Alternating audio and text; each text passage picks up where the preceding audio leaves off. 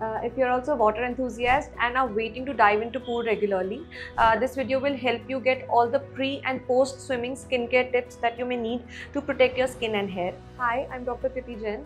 I'm the consultant dermatologist at Kiara Lifestyle Clinic, and this video is all about pre and post swimming skincare tips. When we talk about swimming, the most important thing that we have to take care of is that water is also mixed with high concentration of chlorine, because that will kill the germs, bacteria, and will disinfect the water. So chlorine is really important. But what also happens is that high quantity of chlorine gets exposed to our skin, our eyes, and our hair directly. So it's very important to take care of certain things to protect ourselves. Second thing that also happens is that the minute we dive into pool, the UV rays are directly getting in touch, because most of the pools are open. Yes, of course, in covered pools we have some advantage, but even then UV damage is something that needs protection.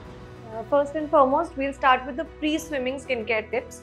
The most important thing is the attire that we are wearing. So we obviously need a swimming costume, we need a cap, and we need eye goggles.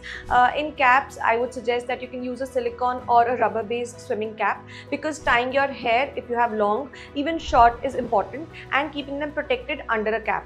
Another thing that you can add before wearing a cap is a very fine layer of coconut oil, because that actually acts like a barrier and does not allow chlorine or UV damage to directly go into your hair or scalp and cause damage. The second thing that is very important are the goggles. If you are very regular or you have full 1 hour in the pool, your eyes will definitely get irritated with all that chlorine. So wearing swimming goggles is important. Wearing the right fit makes it comfortable during the pool stay.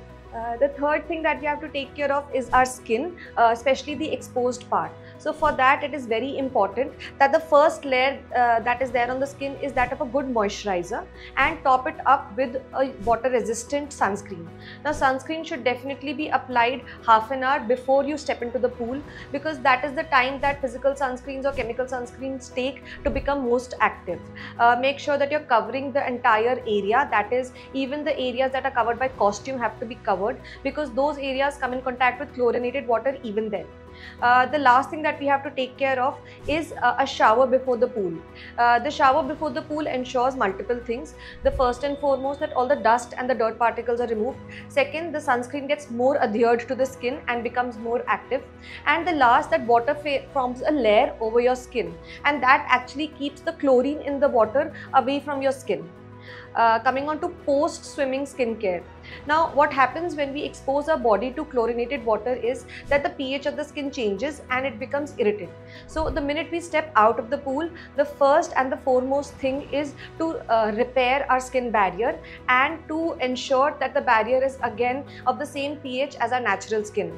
So I would recommend taking a shower immediately after stepping out of the pool. Use a cleanser which is hydrating.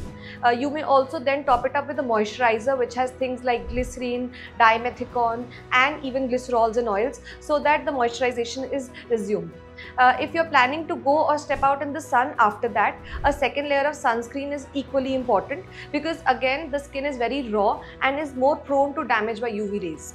The next thing that you have to take care of is your hair, because like our skin, our scalp and hair also get exposed to chlorine. So it's very important that you shampoo your hair, even if with a mild shampoo, but a cleansing is important to get rid of all the chlorine and intact hair cuticle to be restored. Another thing that we have to take care of is that post the swimming, our hair are also exposed to a high concentration of chlorine, so that also requires cleansing. So may use a mild shampoo to cleanse your hair.